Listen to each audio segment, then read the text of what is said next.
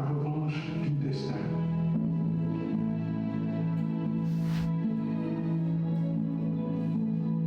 Merci à CEC d'avoir organisé cet événement.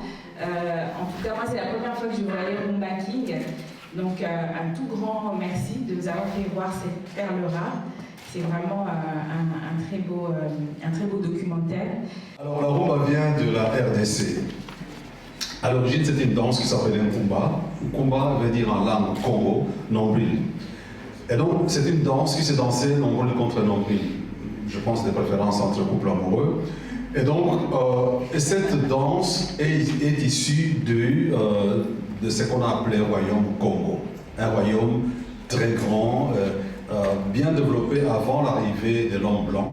Il n'y a pas vraiment de politique culturelle, ni même, on ne cherche même pas à défendre ce que nous faisons. Ça veut dire que les artistes, quand ils travaillent, ils ne se sentent pas défendus par les politiques. Donc n'importe qui peut venir, prendre des choses, amener ça n'importe où, en faire ce qu'on veut. Le côté patrimonial n'y est pas. Donc c'est déjà ça.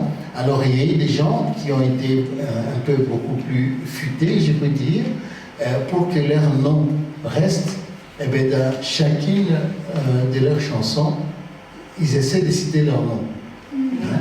C'est par exemple... il y a des gens comme ça, Wendo, chaque fois c'était Wendoyer, Wendo, n'arrêtez pas.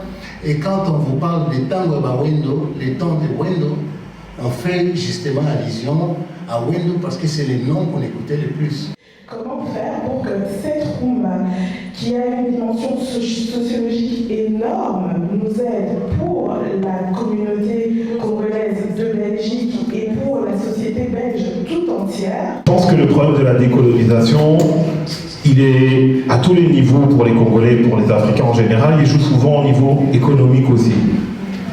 Dans la mesure où, par exemple, actuellement, je sais qu'au Congo, ça manque de plus en plus aussi de vrais producteurs. C'est-à-dire, par exemple, ici on a le label Planète Ilunga, il revient sur le fait qu'à l'époque, par exemple, Kabasele avait son propre label, on peut penser à un moment que Franco avait son propre label, et ainsi de suite. C'est-à-dire que les gars ont produit leurs propres disques.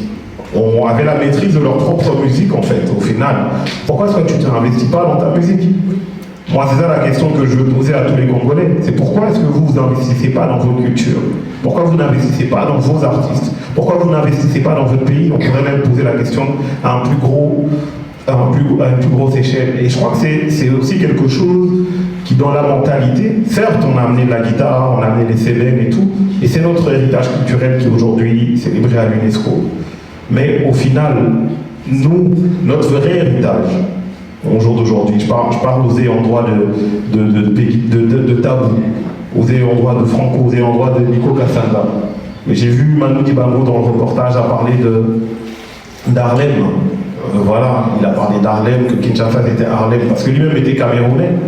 En 61, il était au Congo, parce que c'est là où les choses se passaient. Et j'ai envie de dire qu'au-delà de l'héritage culturel, il y a aussi cet héritage un peu financier qui va aussi permettre de créer quelque chose de structurel aussi.